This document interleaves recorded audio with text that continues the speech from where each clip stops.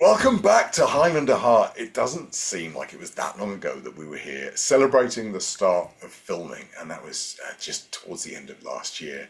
And as it would turn out, I think it was more really sort of second unit filming, but it was still the beginning of filming, which was really exciting.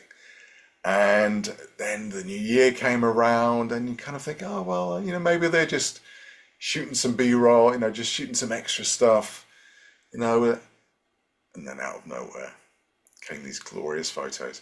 Um, and then the video. So joining me today to talk about this is Joe, as always. Hey Joe, how you doing? Hello. Now we don't have Amy because she's busy off being a new mum. Congratulations, Amy. Fantastic news. But in her place, we have the wonderful friend of the show, Jon Melville. Hey John, how are you? Hey Grant, hey Joe, how you doing? Hey. Yeah, no, we're Thanks good. for inviting me along. It's good to be back. Ah, Yeah. Good to have you here. absolutely. I feel like you always have to be at these hallmark moments. Yeah, well, it is. I mean, yeah, it's been an exciting few weeks, isn't it, in the world of Yeah, Highlander? yeah, and isn't that crazy? I think there was such a long, prolonged period, those 5 years when Henry was involved, and the even longer with Chad, where you get really excited and then it wanes, and you get excited. There's sort of medium levels of excitement, and then all of a sudden we've just rocketed up. Yeah, And I don't think that's any mistake. I think they've done this on purpose to a degree. I certainly think that Henry released these images because they knew they would probably get caught at Tower of London, and maybe let's get ahead of the curve yeah, and sort of and really show what this is going to look like, as opposed to sort of the kind of like at a great distance with the camera. yeah. So let's just get straight into it, John. I'll go to you first, only because you're the one who sent the link that that show me the photos, and then that just blew me away. So yeah, John, what were your thoughts when this suddenly popped up? First thought was, is this AI? Right. Because that seems to be my first thought with everything now. Yeah, yeah, So, yeah. everything I see, I just have to. You're like, is that real? Oh, that's real. Oh no, it's not. Is it? Anyway, so that was my very first thought, and then I realized what I was looking at was Henry's official. I think it was his Instagram account. I saw it Yeah, on, yeah, and yeah, I mean, I guess just slight shock and excitement, and I'm just really loving the colors. I mean, that was the first thing I suppose, apart from seeing him in it, was just those colors. I guess those sort of. I mean, I'm looking at it as I was speaking. The lanterns, I guess they are, mhm, and and I suppose yeah, just immediately do a little bit of detective work and think, where the hell is this? Candles I'm seeing is this, and we'll talk all about this. And then it was I must tell other people. So that's when I think within a few minutes I was sharing it with you yeah, yeah, yeah. and I just assume in a way that we're always all online that everyone's going to see it, so you never quite know. No, Um, yeah, but no, I've been impressed. I am impressed. Yeah, yeah, fantastic. Joe, what about you? Yeah, I kind of discovered it similarly. Actually, scrolling through Instagram at the time, good, good coincidence, I guess. And it was like, oh, what is this? And I'm like, oh, wait, this is Cavill's account. This could be interesting. So yeah, I just kind of paused for like about probably what seemed like an hour, but probably about 5 minutes just to kind of like look at this and decide. And yeah, I'll say my initial thought was that's Connor McLeod. I just like okay, so that's how he's going to be, and that's what it's going to look like, and I'm okay with that. I noticed the colors as we analyze it a little bit more.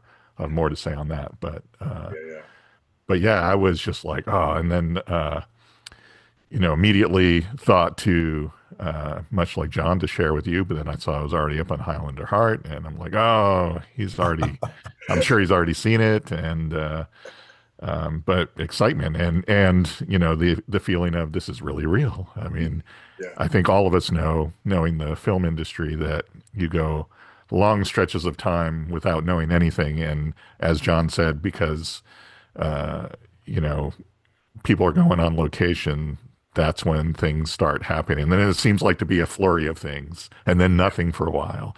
So we're at that stage now where we're getting a little bit, and that's kind of cool. Yeah, absolutely, absolutely. And yeah, you're right about the colors, John. I think we'll certainly go into it more shortly about I think how much love they're pouring into this film, and it's it's a studio movie, it's there to make money. You've got cast here because they're going to bring in an audience and whatever, but those two colors, I think, again, very specifically chosen. If you think about Highlander, if you boil down the color palette, you're predominantly talking reds and blues. And here is our first picture is predominantly red, and the next one is predominantly blue. Well, I mean, it's a desaturated blue. There's a little bit of yellow in there, it's slightly greeny, but for the most part, these are Highlander colors. These are things that immediately set it right in the franchise in a good way, taking us right back to the beginning, but without being slavish about it. We're not looking at. They could have so easily done the first image of Cavill stood in the car park, because. Yeah, but that's what There's the picture of him in the long coat in the car park. Yeah, yeah, no, that's true. And but they didn't. They did something. Obviously, it's specific. Who knows if he's in a car park in a movie? But they went with something that is very different to certainly the lanterns shot. Very different to anything that we'd seen, certainly in the first movie or even in any of the movies. And yet it still feels like Highlander, irrespective of the long coat, which I thought was fantastic.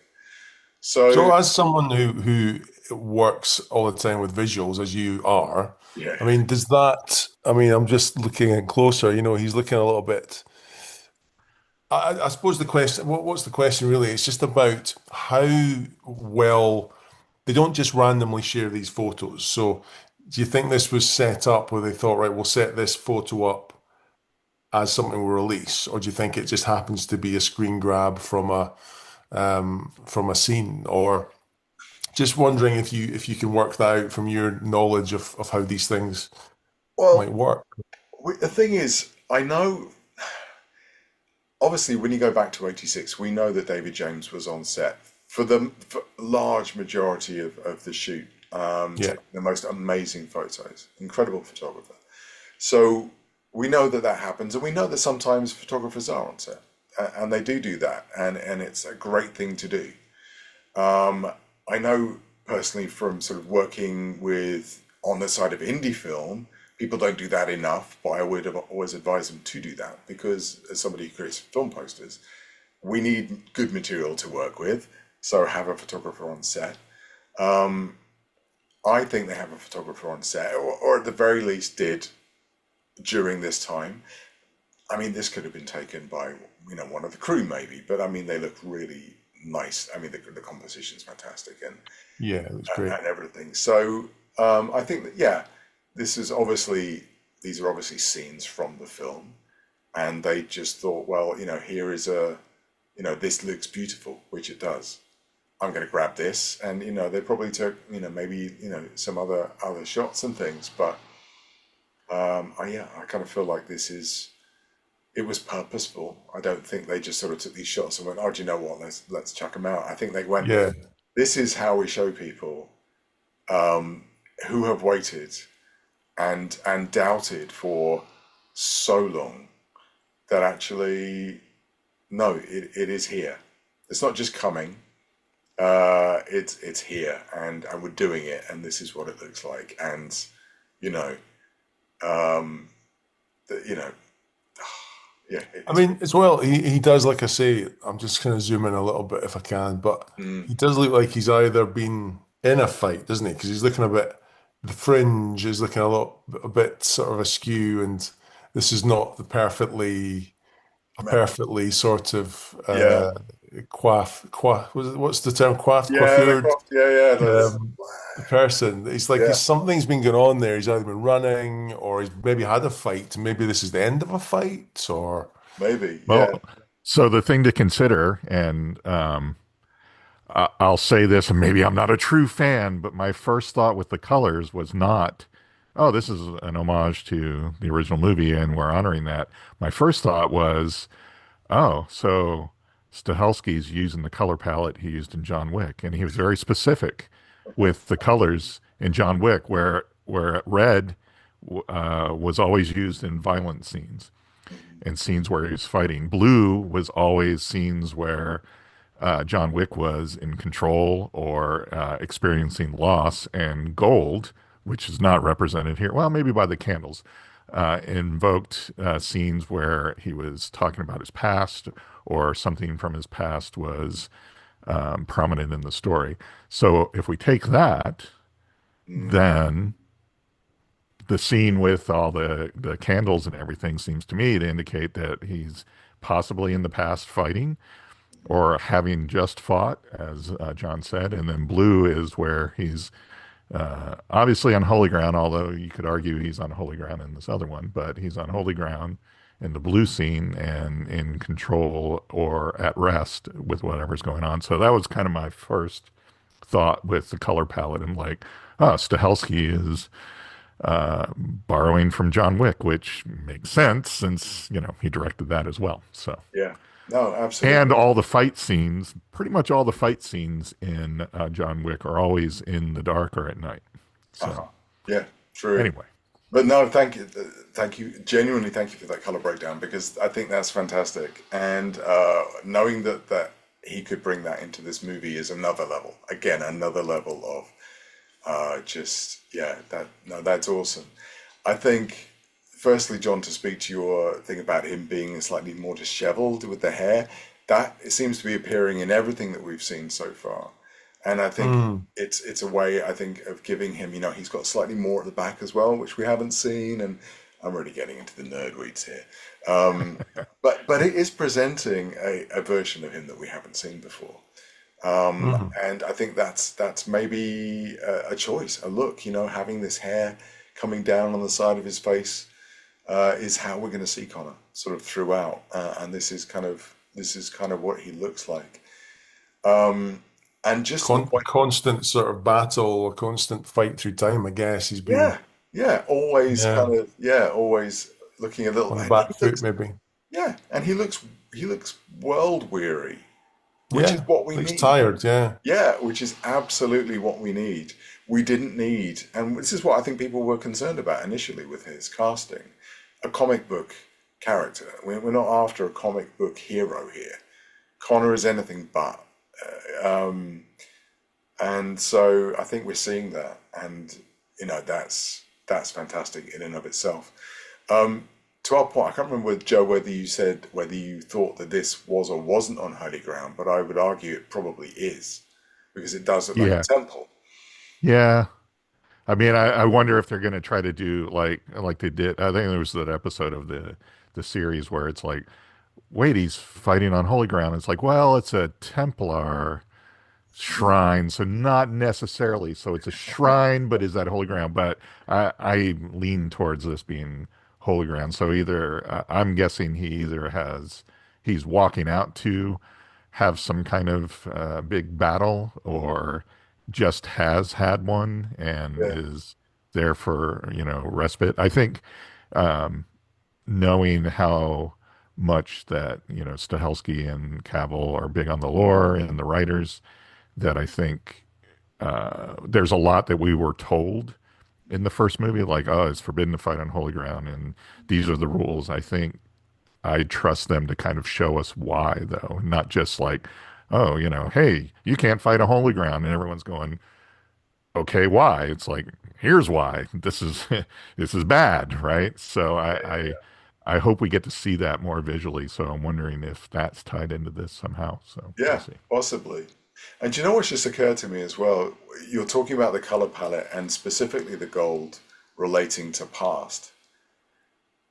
It literally just twigged candles. What do we know Yeah, about candles in Highlander? yeah, Yeah, he goes and lights the candles. I mean, this isn't the exactly. church, So but it's interesting. this could be him lighting the candle and walking out to have the, final battle with Mm. the Kurgan or whoever Yeah, yeah. Batista is playing. I mean, so, Oh, you that's know, interesting. Yeah, yeah, yeah. I love the color stuff. I really, I always love that. Um, like Pluribus and things like that. When and Squid Game, when people talk about color theory and what it means, it just gives it so much more. I've probably watched the John Wick movies an inordinate amount of time, and I can tell you for a fact that probably because he, worked with not as a director but as a stunt double, worked on the Matrix movies and things like that. Um, Stahelski's a very deliberate director. There's nothing he does just because, oh, hey, this will look cool. Yeah, yeah, Everything he does in the John Wick movies pertains to the story and has some kind of meaning. So I don't expect he'll forego that for Highlander. no, no, absolutely, no, definitely not, and especially because again, I kind of feel like we'll talk about it a little bit. He's so invested, I think, in doing this right and giving it its due. Moving on to the second picture, where we get to see, which I think is wonderful, the boom mic, the corner of the camera rig.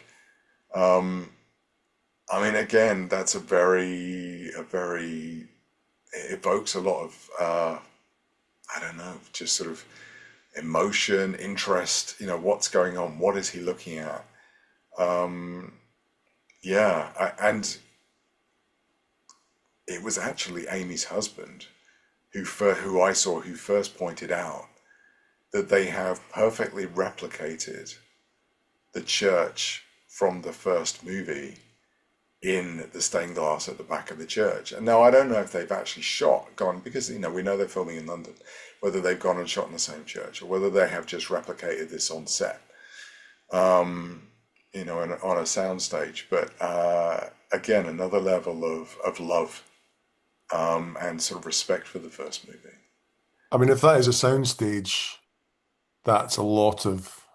I mean, yeah, of course, if it's a big scene, then I can see why they would do that. But Mm. that's a huge set. Look, it looks like a huge set, doesn't it? Yeah, So yeah. you sort of think maybe they did go to the real place, and Mm. because it's. I mean, wouldn't it be great to think that they did Yeah, yeah. returned? No, it would be really cool. Um, but again, even if they didn't, then nice to see they're spending money on a on a cool set. So Yeah, Or yeah, or maybe they were lucky enough, like in location scouting, it's like, hey, Chad, we found this church and it's got this window that looks just like, he's like, perfect, we're going to shoot there, right? yeah, I think it's probably a soundstage, but yeah, yeah. I wouldn't be surprised if they were like, there's a church that has something that's very close to this. Let's go in and maybe decorate it up a little bit. Yeah, So, yeah. and then they walk in and go, "No, wait a minute, this is the church." Like what? Like, oh, how did well, right? it looks like to me that that window's a bit higher than Yeah, yeah, it yeah, was, but then again, it may just be the way they shot the first yeah. movie, I but it mean, looks like it's up quite a bit higher. this is the thing. That window in the church in the first movie is actually at the back of the church. It's not at the front. Yeah, yeah, So you only see it actually when they're sort of as the Kurgan's walking away, and I think just behind the Kurgan when Connor's talking. yeah. So. So yeah, it took me a minute to place it, but Philip, well done for spotting that. That was fantastic. There were two other interesting things I found about this photo. One is that he also has the fur collar, which I found a lot, and a lot of people were like, "Oh, this is AI because it's just copied the same collar." He has a fur collar as well, but I think that they then use that as a design choice going forward, and sort of it's like a way for him to keep his past close to him. But the other thing I noticed immediately was the sword, because that is not an ivory hilted katana. It is, it is a katana, but it's not the Ramirez sword as we know it, right? It's not the ivory hilted one. And there was a little bit of me that just kind of went, "Oh, Why hasn't he got the sword? And there was a redemption a little bit later on, but we'll talk about that in a sec. Um, but yeah, did that cross either of your minds, or is that just me? No, I mean it did, and but for the fact that it's like, well, this is a single shot from someplace we don't know in the movie and someplace we don't know as far as the story, and it's questionable too. Is this like, is that the action sword katana, or is that the one for still shots and they replace it for close up? It's like, well, okay, let's not overreact. That doesn't necessarily mean it's not going to be in the movie. Yeah, So I honestly, though, I had the first thought as you. I'm like, wait a second, that's just a generic katana, which also leads me to be, because it's generic, that it's like, okay, that's like either for blocking or I don't know. So maybe I'm just trying to justify it, but yeah. Oh, sure. John, when do you think this is set? Do we think this is a flashback? I mean, he's got a different coat on, hasn't he? So that, I mean, He's got that's he that's does a have a different thing. coat. It's I think the thing that sells it to me, there's two things. One is the boots, because he's wearing sort of almost knee-high boots, which, Highlander fashion can be quirky at times, but I think Hmm. maybe that might be a quirk too far. Um, but and also, yes, that jacket does feel like a bomber jacket, but like a sort of World War II kind of bomber jacket. The other reason why I think is a flashback is because not long after this was released, the official Highlander page posted a picture from Highlander: The Search for Vengeance, which is the animated movie. And the lead character in that, uh, there is a sequence where he's in World War II, and he's wearing, with the exception of the headgear, basically the same costume. Ah, I missed that. How did I? I feel I Yeah, should have a look on.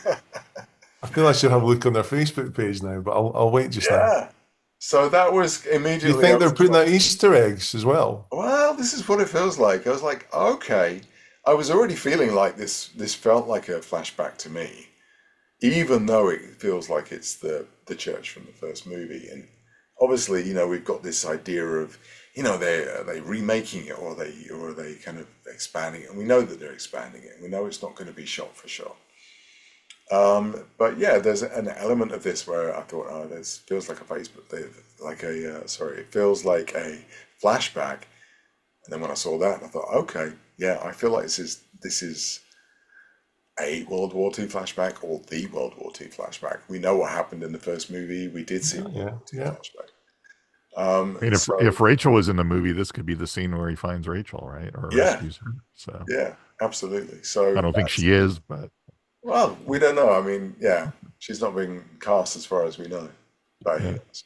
But yeah, that's kind of cool. So it's yeah, a Mm. great, another great shot. Looks beautiful, beautifully lit, um, and all of that, which is fantastic. So that was, that that did me for like the week. I was done. I was like, this is incredible.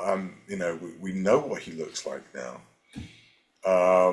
and great, fantastic. Get on with filming, get this movie done, and then we can get even more excited about it. And then,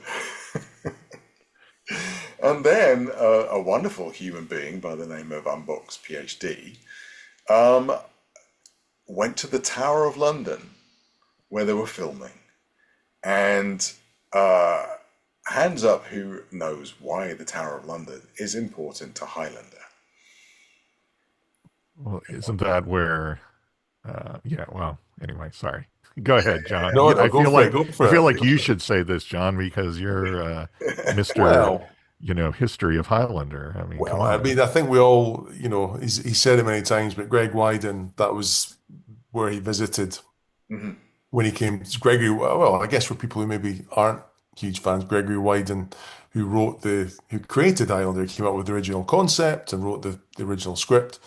But he came to the UK a few years before that, and the first one of the first places he visited was the Tower of London, Mhm. and that's where he was inspired, as he says in all the interviews. He thought,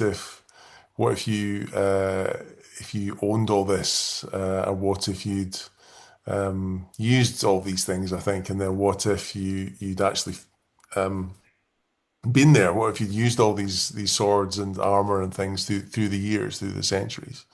So Yeah. yeah, so that's a long way of saying it's kind of the what would we call it? It's like the inspirational Yeah.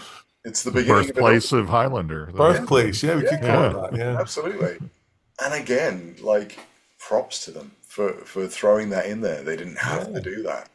It's a wonderful sort of nod to the very beginning of it all, which was fantastic. And so we see another version of Henry now, as Connor in a it's very similar but slightly different costume.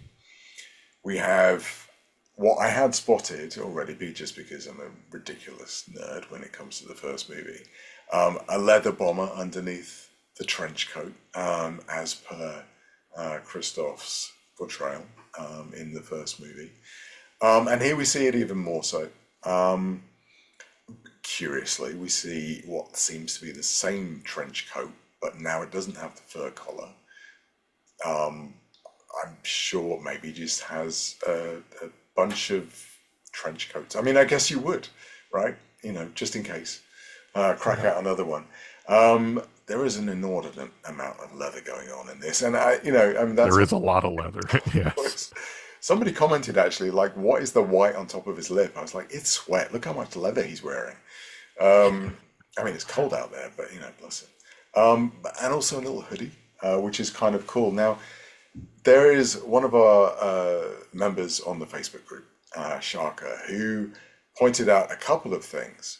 The first one is that he likened the trench coat more so probably in the first photo, the photo in the temple, to being very similar to Quentin MacLeod from the animated series. There's some cuffs going on. There's some very similar kind of look to it. I mean, a trench coat's a trench coat, but still. Did they draw inspiration from the animated series? Because that would be a deep cut, and I would love that. But also, when it comes to the hoodie, an even deeper cut, the he pointed out that the video game that didn't happen, there were actually quite a few, and we did cover this on one of our episodes. But the one that everyone knows is the one they released the trailer for. And in that, Owen MacLeod, so many MacLeods, Owen MacLeod has a leather biker jacket and a hood. And so, are they drawing inspiration from the failed video game? I don't know. I like to Wow. think that Chad sits there and goes with all of this stuff and goes, look at all of this. Look at this amazing history that we have from 40 years of this franchise. And where can I draw from? I want to draw from every single one of these things that ever sort of appeared. It's not just for Easter eggs, so that we can sit here and go, look at that, like do the whole Leo DiCaprio thing at the TV, but also just because he loves it and he knows that we love it, and this is for the masses. You have, Henry Cavill in the lead, for God's sake. We have Russell Crowe. We have, the director of the incredibly successful John Wick movies, and it needs to appeal to a very, very broad audience to be successful. We understand that. We know that. But the fact that he's making an effort, I think, I could be wrong. It could just all just be coincidence,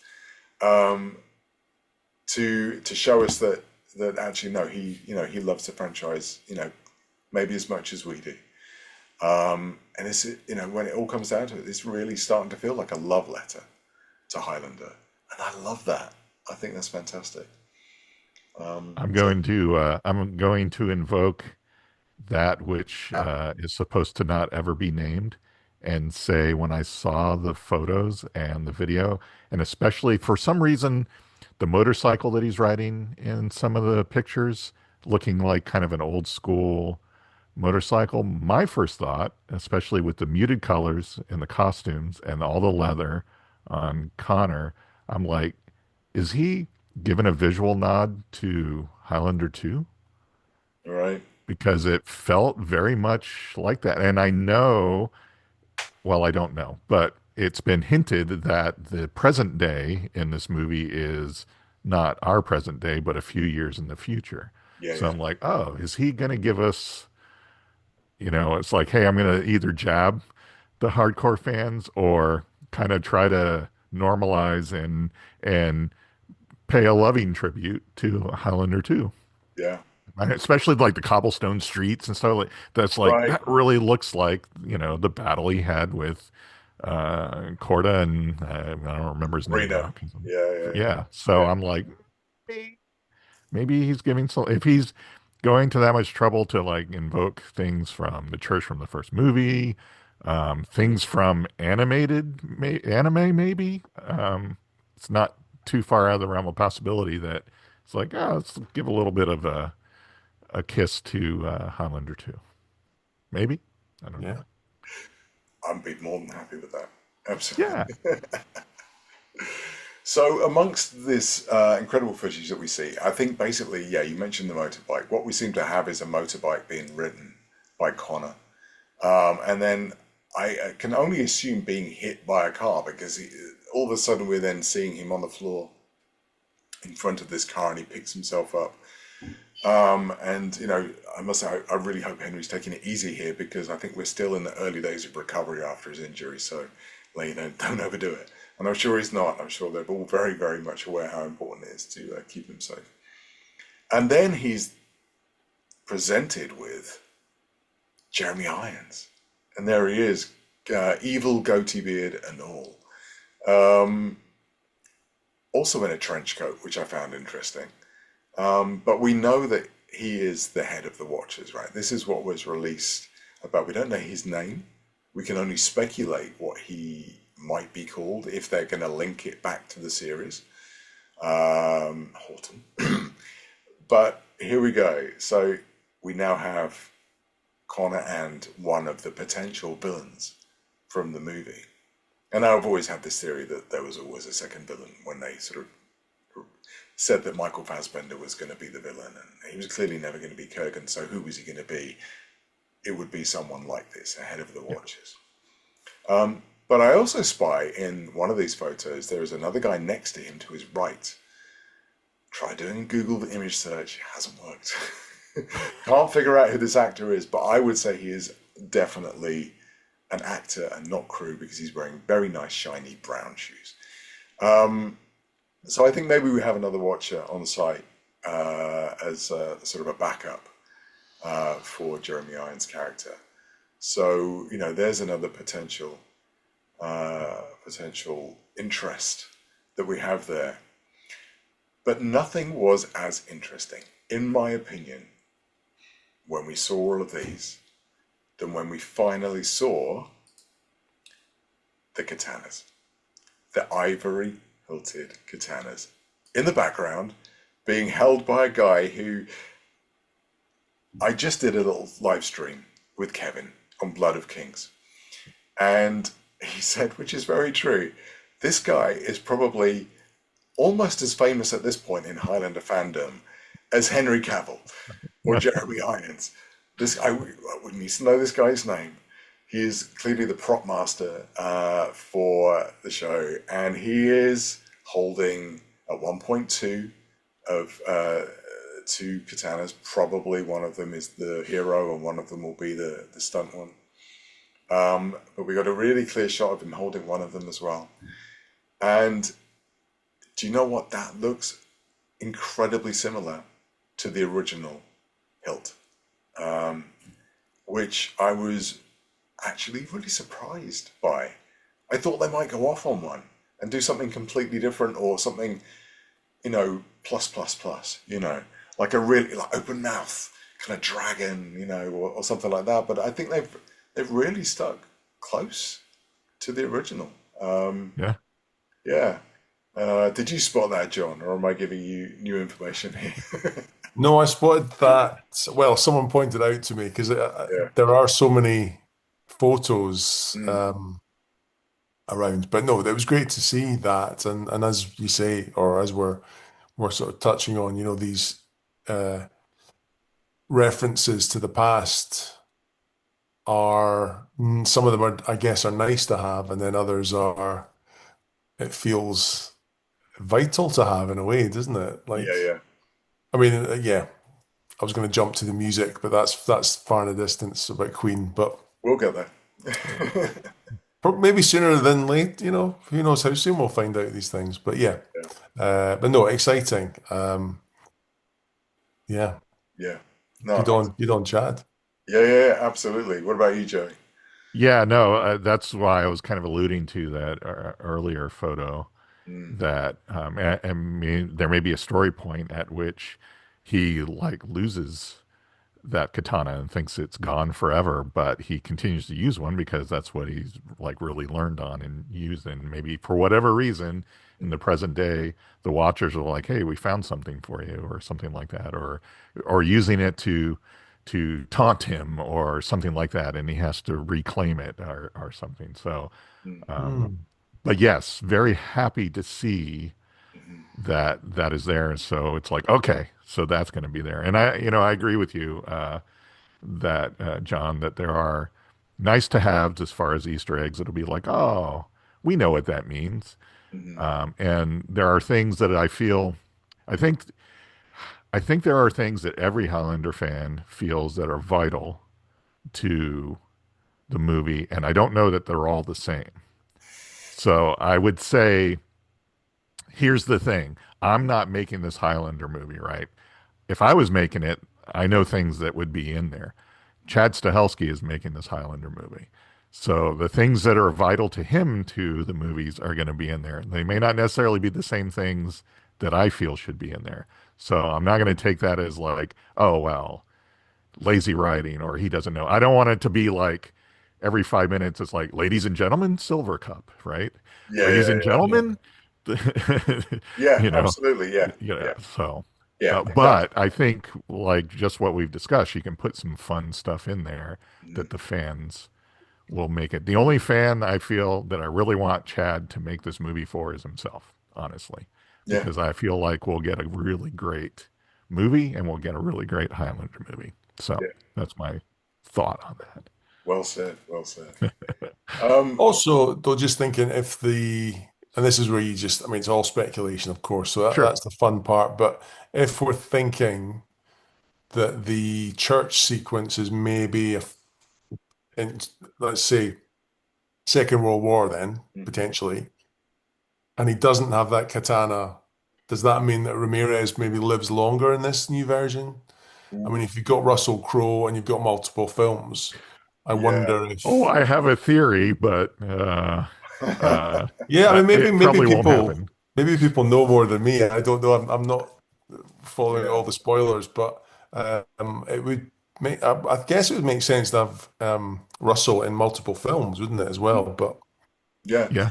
Well, I this don't is it. The fact that I mean, obviously it was written that way, but mate, was it always written that way? I don't know. Actually, John, you would know. But they only had Sean for like what, 2 days, was it? Something like that. And But yeah, maybe three or 4 days. yeah, Yeah, so they had to do, make the most of it and get what they could out of him. But, the deal with Russell could be different. Um, the deal could be different. And yeah, oh, I like the idea of having more, like beyond the point at which we know Ramirez is in. That would be yeah. really cool. So Yeah. that's why he maybe doesn't have the sword because he's not inherited it because Yeah. Yeah, yeah, yeah. And then the watchers are like, well, we've dealt with Ramirez, or did we? And now we have the sword or something. And they leave that question. It's like, That's because true. I don't think they would kill him like off screen. So if that's the case where they're like, well, No. we happen to have this sword, and he's like, what happened to Ramirez? And they're like, oh, he's long gone. It's like, oh, so he's going to pop up again in a sequel. Oh, so maybe there's like a Right. search for Ramirez. Yeah. Maybe we think he's dead and actually he'll pop up in the second film as Or is it? or I'm going to put this theory out now so that I can say that I did it if it happens, which because I'm saying it won't happen. What if Ramirez is like one of his many aliases, and Ramirez, as we know the character or come to find out, is actually like either Darius or Mythos, Right. That could be cool. That could be cool. and that would be a reason to keep Yeah, him yeah, yeah, throughout yeah, the movies. So yeah. anyway, I'm just throwing out theories at this No, point. absolutely. There are tons of theories, and actually there was an early script where Ramirez did survive. He was there right till the end, which I think was possibly one that David Abramovich had something to do with. And I am going to lay claim to some of that because I told him my idea for a Highlander reboot at the Leeds convention many years ago, just before the Source came out. And that story basically had Ramirez surviving until the end, and actually being the kind of Machiavellian sort of character that has been controlling everything behind the scenes and allowing everything to happen to the point where he had trained everybody. He had trained Connor to be better than everybody else but him, so that he knew he would be able to take him in the end. Mm. And maybe he's ultimately behind the Watchers, which Well, is how they have his sword. that would make sense, right? So That yeah, would make sense. That would be kind of cool. I mean, I certainly think the Watchers, and we're going off on one. I certainly I think the know, Watchers I know. could Yeah. or should have been created by an immortal.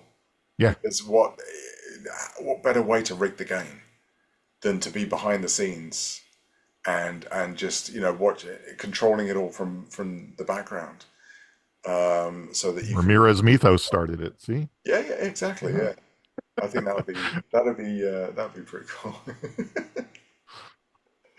I'm uh, writing my own fanfic right Well, now. exactly. why Yeah, not? if this is not in the films, then I think Yeah, Grant needs to write a spin-off novel. Oh yeah, yeah. absolutely, absolutely. That would be cool. Wow. Yeah, I so hope we get spin-off novels. Again, I'm going off on a tangent, but this is all the stuff Oh we've yeah. got this new Highlander universe. Let's really hope that they invest in that and think, absolutely, there's so many let's things. do a Yeah, trilogy of, Comics. Yeah, yeah, comics, all that sort of yeah. stuff. I'd Yeah. write some comics. I got some ideas. So yeah, yeah, yeah. absolutely. Yeah, I mean, and to be honest, this is we have to remember this is actually also the 40th anniversary year of Highlander. So I wouldn't be surprised if we start seeing more content coming out, not just because of this, because now finally this is being made.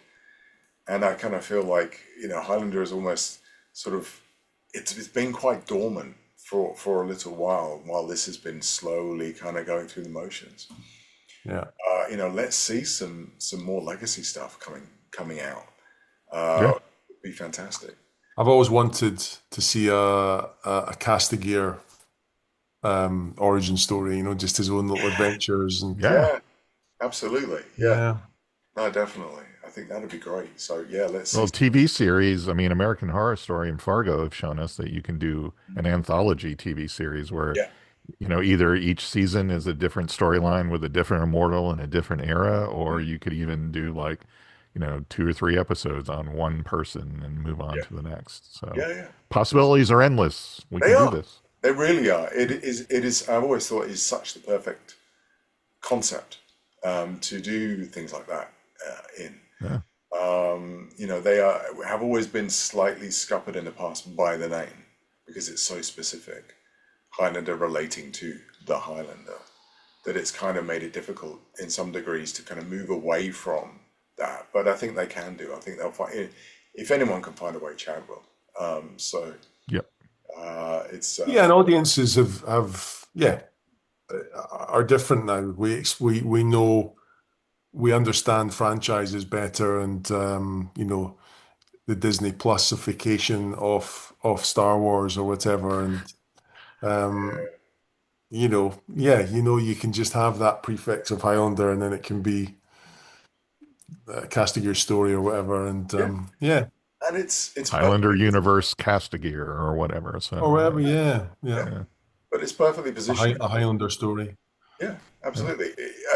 At Amazon, they are the right people in a lot of respects to be able to do things like that because obviously they have a ready-made TV audience there as well as a ready-made I, sort of, like movie studio. I'm just like beyond. I know this is going to sound weird because a lot of people have feelings about Amazon Well, and yeah, things that are going on, but putting that aside, I'm actually pretty excited that this has landed at Amazon because if you look at like their history, as you were saying, especially like The Expanse, they're known for either acquiring or starting franchises where they're like, you as the creators go do what you want. Kind of like Netflix was back in the old days before Netflix decided, oh, hey, we can make a lot of money off this. But they're very good about like, yeah, we'll give you, I don't know, you want $1 billion for 5 seasons of a Lord of the Rings prequel? Sure. Now go do what you want, right? yeah, And they don't seem to be a studio in the sense that they're like, oh, well, we have notes and you must do it this way and things like that. They're like, no, we believe in it. Go do it. So I'm yeah, very happy exactly. that this is with them. Yeah, no, absolutely. So before we wrap up, John, you did mention the music, and I think we should talk about that as well because I feel like it's a very important aspect of the first movie to a lot of degrees. And Chad has said that they would be using the Queen music, but maybe not in a way that we expect. And I wonder what that means. I know what I want it to mean. I want Brian May to be working with the composer in a very similar way to the way he worked with Michael Kamen in the first movie, which apparently he really enjoyed. But then going even further and peppering a score with that Queen sound, so that we're not just getting this kind of wink and a nod to they're playing a kind of magic, and oh can you hear Princess of the Universe playing in the background? But we get this sense of this kind of rock opera going all the way through, that feels cohesive and just beautiful and retro, but at the same time, incredibly like new and fresh. Yeah, what do you guys think? I like that idea. Yeah, I'd not thought of it like that, but I think that works. It'd be great to have Brian and maybe well, Brian Roger back, I think. Yeah, yeah, Um, just because, yeah, I don't know. I think they are brilliant for one thing, and they're just fused with Highlander, and um, yeah, just seems to make sense. I mean, of course, they might go with a completely different group, but hmm, they can't. I'd like to think No. not. They're going to annoy a lot of people, but Yeah, yeah, yeah, what do you yeah, think, Joe?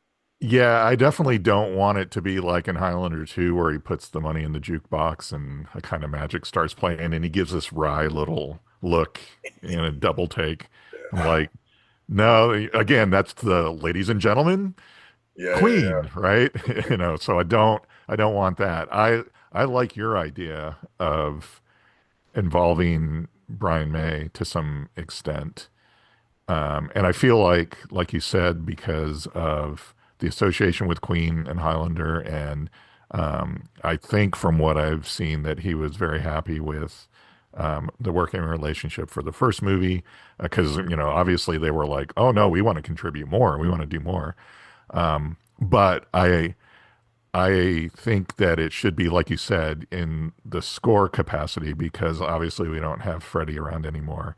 And I don't think whatever incarnation or whatever singer they're working with now it would be a bad move to say, oh, we've either re-recorded the songs or we have new Queen songs, but with, Adam Lambert or whoever. And I think that would be wrong. But having it as part of the score, nods and including Who Wants to Live Forever, kind of magic and things like that, but maybe some new pieces, I think would be the right way to do it. That's what I would like to see. I don't want them to go, oh, well, we need to have rock music, so we're going to have another band and Queen music, in this. I don't think they need that, but having it incorporated into the score like that, I think would be fantastic. Yeah, Yeah. definitely.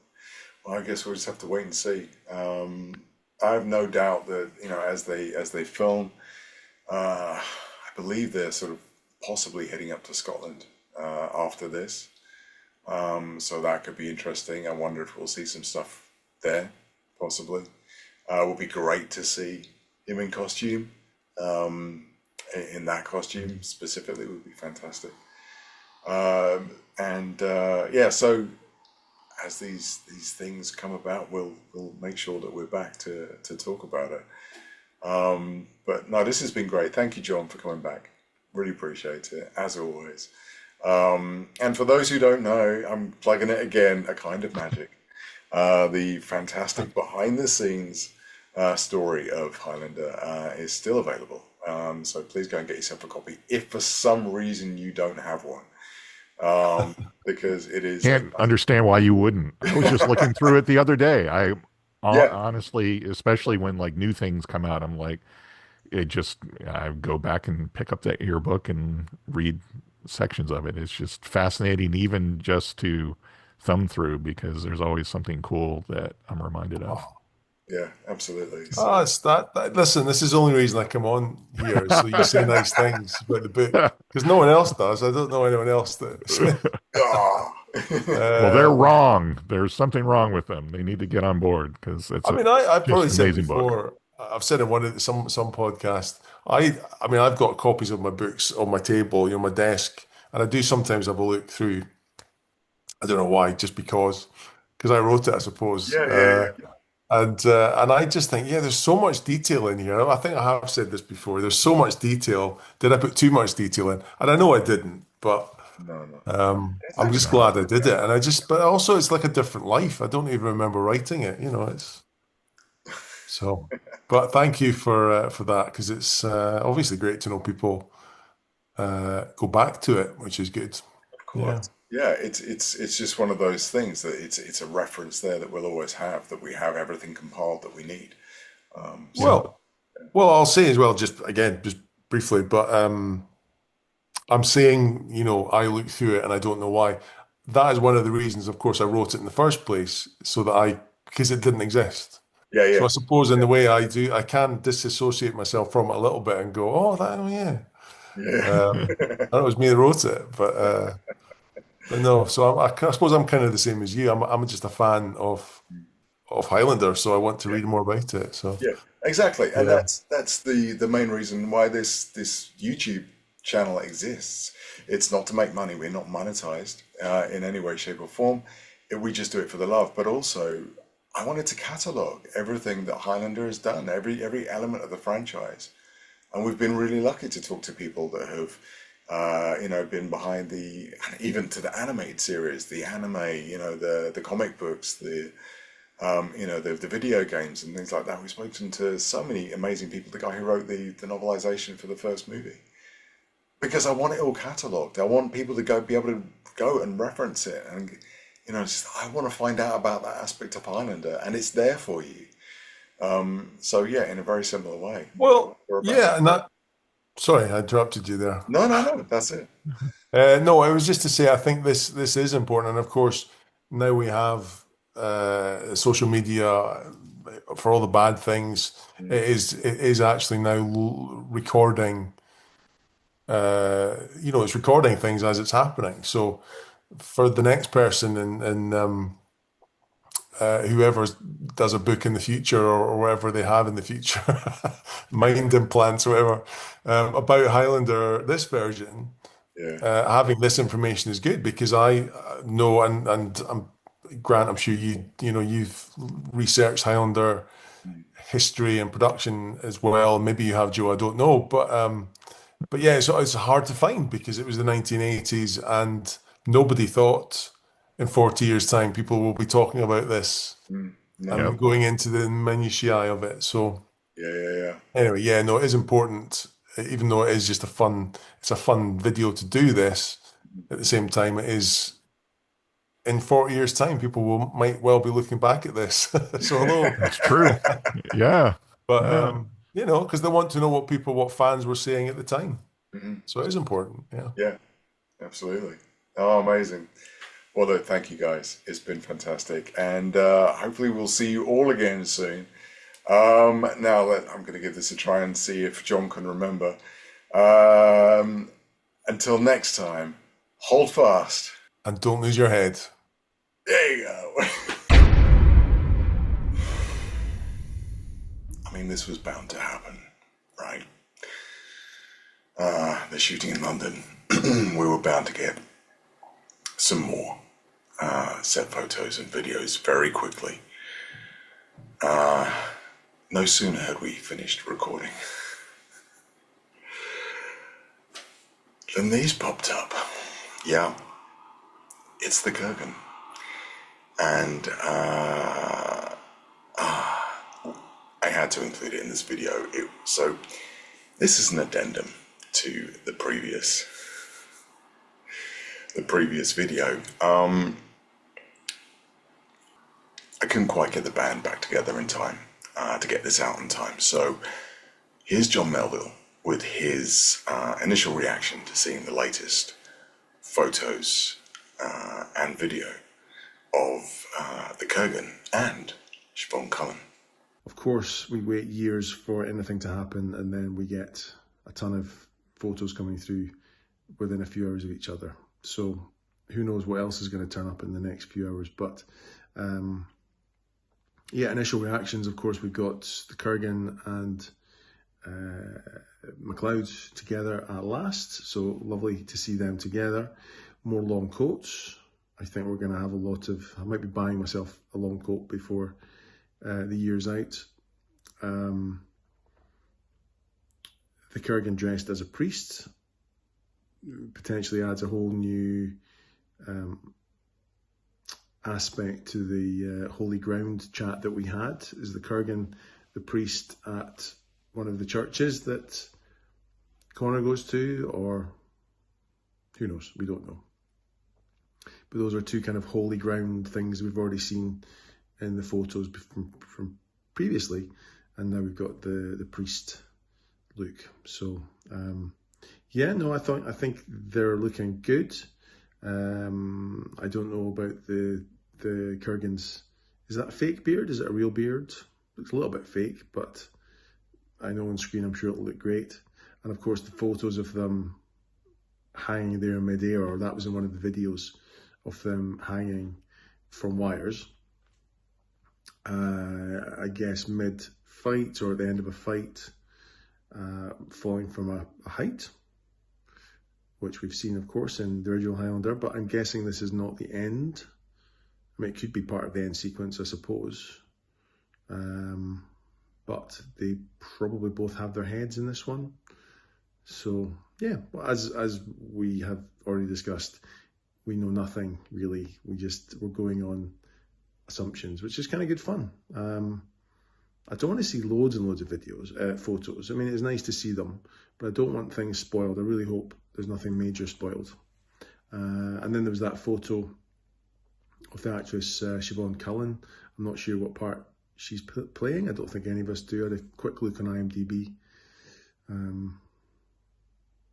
was going to say Brenda, but I think we don't think she's Brenda, so we shall see. Anyway, okay, that's really all I've got to say. I think it's looking good. Nice to see there's quite an action-packed film so far. We've got that bike chase or the bike crash in the previous photos, and now the falling through the air onto the top of a car. So great, action-packed. Wouldn't expect anything less from Chad. Yeah, that's all I've got to say. I'm sure I'll speak to you very soon as more photos emerge. Thanks, John. And to be honest, I echo what you're saying there about not wanting everything spoiled. I think what's exciting about these early reactions is that we are seeing the characters for the first time in costume. And that's kind of cool. Because it's nice to sort of see what they look like. But yeah, I don't want to see the entire film played out in pat photos. As great as these are to see. And again, thank you to Unbox PhD for being there on site. Although looking at this picture of Cavill and Bautista, they don't look very happy with your presence, but you know, that's to be expected. Like I said in the video earlier, I kind of feel like they were trying to get ahead of the game with the nice photos before the inevitable images came out. So what we have here are pictures of Bautista as the Kurgan and Henry Cavill as Connor at Westminster Abbey. And as John said, the most interesting thing about this image of the Kurgan is he's dressed as a priest. I mean, my only thought is that I am in disguise. I mean, that makes sense, right? He has to be. You know, is the Kurgan actually a priest? I don't know. I mean, we could be getting some Cairnwolf callback here from Homeland. It's possible. But, yeah, I do wonder if this is some sort of disguise. I assume that's supposed to be his natural hair and beard. But unfortunately, Dave Bautista is going to suffer from the same issue as The Rock, whereas if you put any hair on him, he looks weird at this point. And so we just need to move past that, I think, and accept Dave Bautista with hair, because we're so used to seeing him without it. Not that the makeup department did a bad job, it's just odd, it's just strange. So that's a really nice to see him, and as John said, we can see him on doing some wire work, falling from a great height. There's lots going on in this action scene, and yeah, very cool to see. Another interesting spot is on Henry's leather jacket. Now, Sharko had mentioned, as I did earlier in the video, that he was expecting to see a Celtic knot on the back of the bomber jacket because that's what they had in the video game. Turns out he was kind of half right. We don't get it on the back, we get it on the sleeve. So what we have here is a Celtic endless knot, which makes complete sense, right? So it's a knot which symbolizes unbroken flow of life. Everything is connected and never truly ends, right? Sort of a representation of fate looping back on itself, continuity, balance, B-A-L-A-N-C-E, right? It has all of that in there. So again, it's very specifically chosen, I think, for this. And I think they put it there because he doesn't have long hair. If I think if he had long hair, he'd probably have it in a hair tie like Duncan used to. So again, props for doing a callback and having Celtic knot work in the design. Fantastic. And finally, yeah, we have our first look at Siobhan Cullen. Is she playing Brenda? I tend to think she is, because we know that Marissa Abella isn't, because she's playing an immortal, and this Brenda is immortal in this movie for some reason. So, and doesn't she look a little bit like Roxanne Hart? She's kind of got the look of her a little bit. So great casting if she is playing Brenda. But yeah, another fantastic first look at her. As I say, I don't want us to go into huge depths at covering every single pat photo that comes out. But we do, I feel, need to cover the big ones. And for me, the first time we see the Kurgan, the first time we see Query Brenda, and previously Jeremy Irons' character, and certainly Henry Cavill's different outfits, is worth covering. So we'll be here for that 100%. So yeah, there you have it. Unfortunately, I couldn't get Joe's reaction in time to get this out on time, but we will be covering this again the next time we see you. So there we go. First look at Kurgan. First look at Connor. First look at maybe Brenda. First look at one of the other villains, Jeremy Irons. We're not doing too bad. It's getting real. All right, so there we go. Until next time, hold fast. Don't lose your head.